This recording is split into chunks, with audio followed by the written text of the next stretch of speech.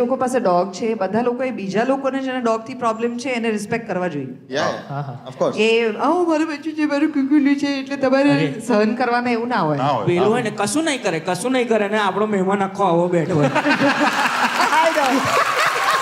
કશું નહીં કરે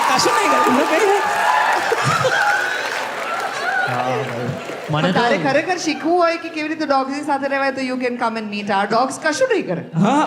મને તો ગમે છે મને તો બહુ ગમે છે મને એકચ્યુઅલી યાદ આવી ગયું મારા ઘરે એકચ્યુઅલી એક મહેમાને આવું જ કરેલું